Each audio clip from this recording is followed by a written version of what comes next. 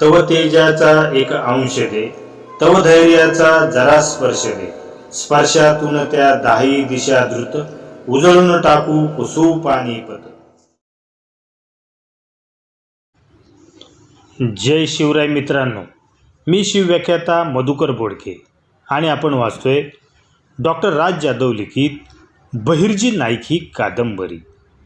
कथेचे निवेदक आहेत जीवाजी.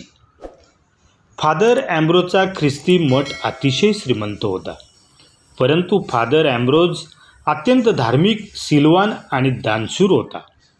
त्याच्या मठाला अमाप देणग्या येत होत्या, परंतु फादर त्याचा योग्य तो वापर करीत होता.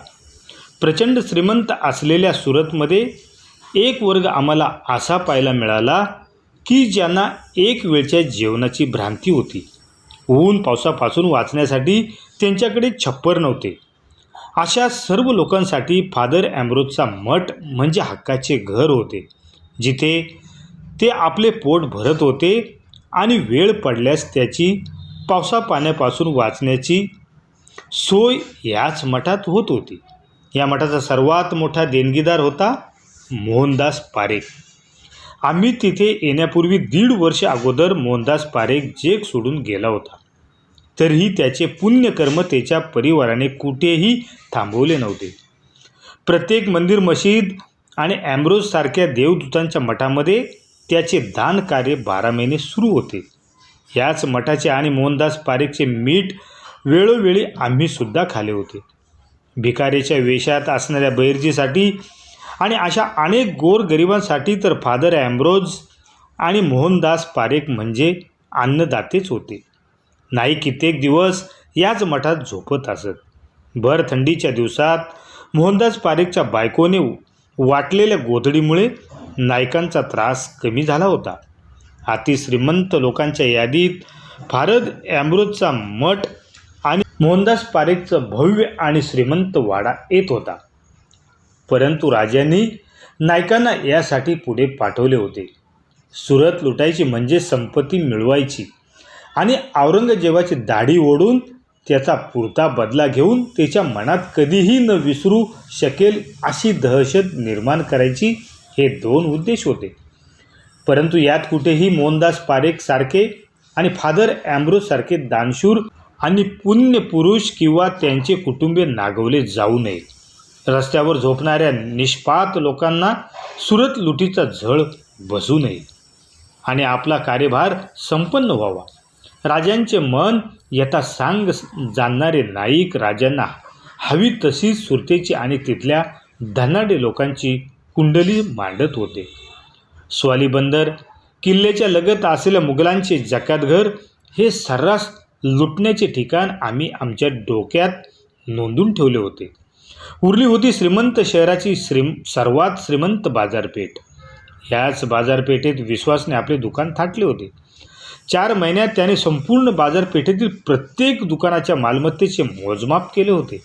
एकटी बाजारपेठ लुटली तरी सर्व प्रकारच्या मौलिक माल आणि भरपूर संपत्ती तिथून मिळू शकणार होती.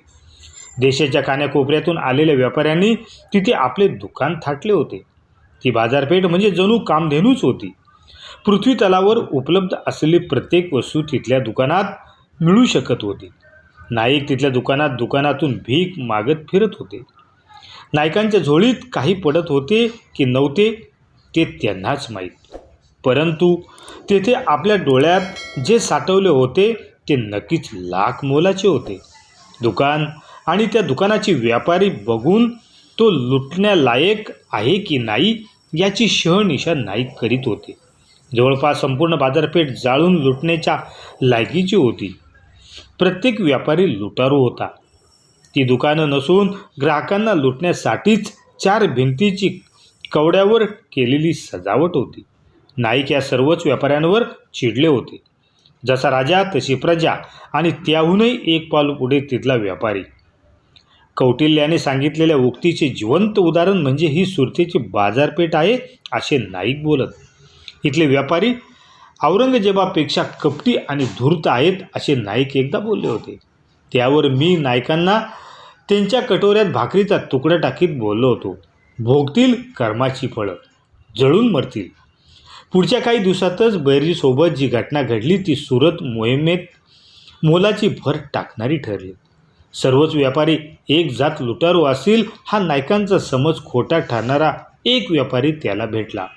त्याचे नाव होते नागप्पा शेट्टी. मेहमानपुऱ्यातील संपूर्ण बाजारपेठ त्याने वसवली होती असे आम्हाला समजले. त्याने वसवलेली ती 20 दुकाने बघून व्यापार क्षेत्रातील मयासुराने ती बाजारपेठ उठवली असावी असे वाटत होते. शिस्तबद्ध आणि जागा राखून उभारलेली दुकाने, 2 दुकानांच्या मध्ये भला मोठा रस्ता, दुकानाचे चौथेरे इतके उंच होते की घोड्यावरून आलेली व्यक्तीसुद्धा खाली न उतरता खरेदी करू शकत होती. दुकानाच्या मागे माल साठवण्यासाठी आणि प्रक्रिया करण्यासाठी छोटे छोटे गोदाम होते. संपूर्ण सुरतेत नागप्पा शेट्टीची ती बाजारपेठ डोळ्यात भरत होती. त्या बाजारपेठेत त्याची सर्वात जास्त दुकाने असावीत. नाईक नित्याप्रमाणे त्याच्याही दुकानावर भीक मागत गेले होते. काही न बोलता मलूल नाईक त्यांच्याकडे बघत होते. हाताने इशारा करून भीक मागत होते. त्याने एकवार बहिर्जीकडे पाहिले आणि आपले हात तोंडाजवळ नेले. तो बोलला, खाना खाया क्या? भिकारी समोर दिसला की चल आगे म्हणणारे किंवा घृणास्पद नजरेने भाकरीचा तुकडा फेकणारे व्यापारी नाईकांनी त्या बाजारपेठेत अनुभवले होते. परंतु आपुलकीने जेवलास का विचारणारा हा पहिलाच भेटला होता. नाईकांनी पोटावरून हात फिरवत मानेने नकार दिला. ये स्वर की औलाद इधर भी आया है क्या? कोणाचा तरी मागून आवाज आला. तसे नाईकांनी मागे वळून पाहिले. तो सल्लोद्दीन खान होता. बाजारपेठेच्या सुरक्षेची जिम्मेदारी त्याच्यावर होती. आदल्या दिवशीच सलामतपुऱ्यातील बाजारपेठेच्या गल्लीतून नाईकांना त्याने कमरेत लाथ घालून हाकलून दिले होते. त्याची कमरेत लाथ खाऊन नाईक तोंड वेडेवाकडे करून तिथून निघून गेले होते. पुन्हा दुसऱ्या दिवशी नाईकांना समोर बघून त्याचा पारा चढला असावा.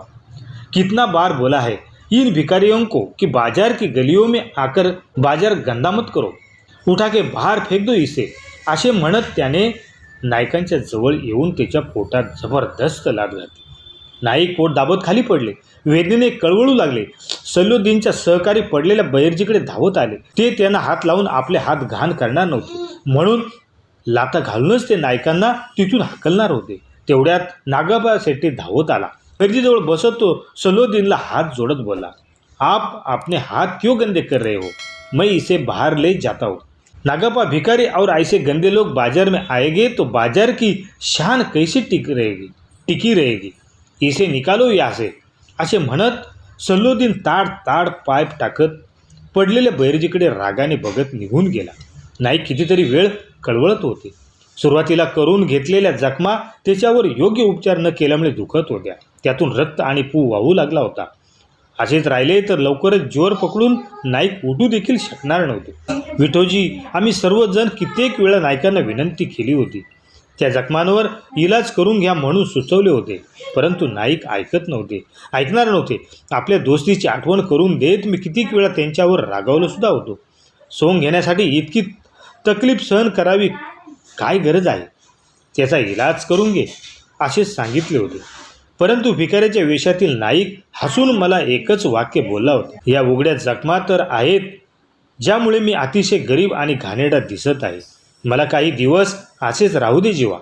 एकदा का सुरतेची कुंडली राजांच्या समोर ठेवली की राजांची एक प्रसन्न आणि समाधानी नजर माझ्या जखमांचे सर्वात मोठे औषध असेल.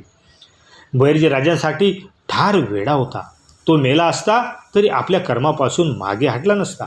पोटात लाथ पडल्याने बहिर्जी खाली पडला तेव्हा त्या जखमेमध्ये माती गेली. तोंडातून रक्त मिश्रित लाळ बाहेर पडत होती. जखमावरील माती काढण्याची आणि तोंडातून वाहत असलेली लाळ पुसण्याची चूक बहिर्जी कधीच करणार नव्हता. मोठ्या मनाच्या नागप्पाने ते काम केले. उठो, चलो मेरे साथ, असे म्हणत त्याने बहिर्जीला उठवले. तेवढ्यात त्याचे काही सहकारी देखील त्याच्या मदतीला आले होते. शिरंग, दुकान पर ध्यान दो, मैं थोडी देर में आता हूँ, असे म्हणत नागप्पा बहिर्जीला बाजारातून बाहेर घेऊन निघाला. बरेच दूर नागप्पा बहिर्जीला एका छोट्याशा निमुळत्या गलीत घेऊन गेला. त्या गलीत असणारे सर्वच घर अगदी साधारण आणि बसकी होती. कुठे कुठे तर कापडाच्या भिंती आणि छत बनवले होते. अशाच एका कापडी कनादीच्या आधारे बनवलेली घराबाहेर आल्यावर तो बहिर्जीला बोलला, इधर बैठो. बहिर्जी त्याच्याकडे बघून हात जोडत खाली बसला. जवळपास 60 वर्षाची एक म्हातारी त्या घराच्या एका कोपऱ्यात झोपलेली होती. तिने नागप्पाला पाहिले तशी ती लगबगीने उठली आणि नागप्पाकडे बघून तिने हात जोडले. तिच्या बाजूला फाटके कपडे घातलेला एक 4-5 वर्षाचा मुलगा खेळत होता. ते देशी नव्हते, आफ्रिकन देशातील ते असावेत. म्हातारी लगबगीने बाहेर आली. जेनी, माँ ये तुम्हारी तरह है, बेसारा इसका ख्याल रखो, मैं खाना भेजता हूँ, जो लगेगा बता देना. नागप्पा तिला समजावे म्हणून अगदी थांबून आणि बोलताना हाताचे इशारे करून बोलत होता.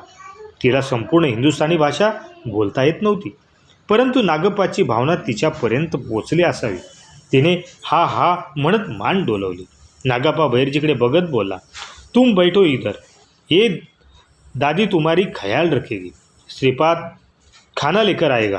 इसे असे बोलून नागप्पा तिथून निघून गेला. बहिर्जी त्या कृष्णवर्णीय म्हातारी आणि तिच्या विदेशी नातवाकडे बघत राहिला. तो मुलगा तिचा नातू होता हे आम्हाला अर्थातच नंतर समजले. नाईक त्या वस्तीत राहत आहे असे समजल्यावर आम्ही सुद्धा आळीपाळीने तिथे जाऊन त्याची भेट घेत होतो. जमेल तशी त्या वस्तीतील लोकांची सेवा करीत होतो. काही दिवस नाईक त्यांच्यासोबत राहिलेल्या आम्हाला त्या विदेशी आजीची संपूर्ण कहाणी समजली. आफ्रिकन देशातून गुलाम म्हणून विकण्यासाठी स्वाली बंदरावर जबरदस्त आणले गेलेले ते लोक होते. म्हातारीचा मुलगा आणि सूनसुद्धा तिच्यासोबत आणले होते. मुलगा दिल्लीला गुलाम म्हणून विकला गेला आणि तिची सुंदर सून अरबी लोकांनी बोली लावून विकत घेतली होती. म्हातारीला आणि तिच्या सुनेला कोण विकत घेणार होते? म्हातारी सुरतेत आपल्या नातवाला घेऊन मिळेल ते काम करू लागली. एकदा बंदरावर गलबत झाडताना तिचा मोठा अपघात झाला. शिडाची दांडी ओढून बांधलेल्या साखळीचा आकडा तिच्या मांडीत घुसला. पायाला भली मोठी जखम झाली. ती जखम सडली. म्हातारी मरत होती तेव्हा तिच्या आयुष्यात नागप्पाशेट्टी आला. एका वैद्याकडून त्याने तिचा पाय कापून घेतला. पाय गेला, परंतु म्हातारीचा जीव मात्र वाचला. मिळेल ते काम करायला तयार असलेल्या त्या विदेशी आजीच्या नशिबात भीक मागणे आले. नागप्पासारख्या देव माणूस तिला भेटला नसता तर सुरतसारख्या जालिम शहरात तिला पशुपक्ष्याने आणि कुत्र्याने खाऊन टाकले असते.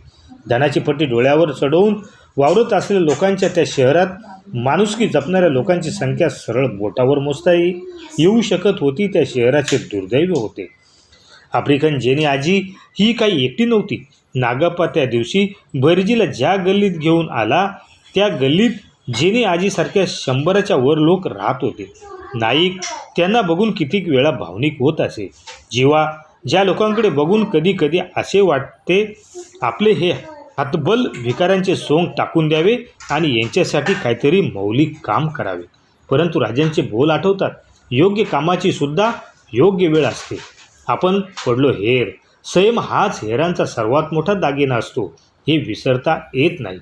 जेनी आजीने बहिर्जीची नको असताना आईप्रमाणे सेवा केली. बऱ्याचदा बहिर्जीला जेनी आजीच्या नातवासोबत खेळताना पाहून जेनी आजी आणि इतर गरीब लोकांसोबत मनमुराद गप्पा मारताना पाहून बहिर्जीचे ते अजब रूप पाहून मन प्रसन्न होऊन जाईल. बहिर्जी तिथल्या लोकात मिसळत होता. त्याचे दुःख आणि परिस्थिती नाटकी होती, परंतु त्या लोकांच्या खऱ्या दुःखात तो स्वतःला सामील करून घेत होता. बहिर्जी त्यांच्या दुःखात रमला होता. त्यांना कधी नागप्पाकडून जेवण येत असे तर कधी सर्वजण ॲम्ब्रोजच्या मठात तर कधी इंग्रजांच्या वखारी जवळच्या मंदिरात जेवायला जात असत. सोबतच नायकांची घारीची नजर सुरतेची खडानखडा माहिती गोळा करीत होती. मोहनदास पारेखच्या कुटुंबियांच्या मदतीचा ओघ त्या शोषित गल्लीपर्यंत येत आहे हे पाहून कैलासवासी मोहनदास पारेखबद्दल आमच्या मनात आत्मीयता जागी झाली होती. जुलमी जाचक आणि शोषक करणाऱ्या, अन्याय करणाऱ्या, लबाड आणि लुटणाऱ्या लोकांनी सुरत ओसंडून वाहत होती, परंतु त्याच सुरतेत शोषित गोरगरीब लोकसुद्धा होते आणि त्यांची मदत करणारे ॲम्ब्रोज, मोहनदास पारेख आणि उत्तम व्यापारी नागप्पा शेट्टी सारखे लोकसुद्धा होते. समुद्रकिनाऱ्यावर बसून वाळू चाळून घ्यावी अशी आम्ही सुरत चाळून काढली होती. तिथल्या धनवान लोकांची वर्गवारी केली होती. त्यांच्या धनाचा हिशोब करून झाला होता. सुरतेचा नकाशा तयार झाला होता. सर्व शक्यतांची गोळाबेरीज मांडली होती. सुरतेचा हिशोब चुकता करायचा तेवढा बाकी होता. तो राजे खुद्द येऊन करणार होते. स्वराज्याचा देव येऊन सुरतेला मुक्त करणार होता. त्यांच्यासाठी मुहूर्त ठरणे बाकी होते. क्रमशः आणि हे विचारच घडवतील या संवेदनशील मनात क्रांती. राजे आहोत आम्ही, पण हात जोडून विनंती करतो, वेळ गेलेली नाही, जागे व्हा आणि आपल्या धमन्यांमध्ये जागवा मर्द मराठ्यांचं सळसळतं रक्त.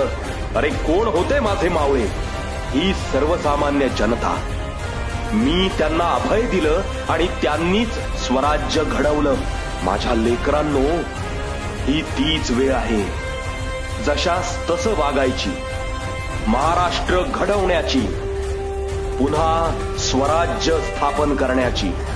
आम्ही रायरेश्वराच्या मंदिरात शपथ घेतलेली, तुम्ही शपथ घ्या. माझ्यासोबत म्हणा, हा महाराष्ट्र आपला आहे, त्याचं रक्षण करणं, महाराष्ट्र अस्मिता राखणं हे माझं कर्तव्य आहे. बोला, हर हर महादेव, हर हर महादेव.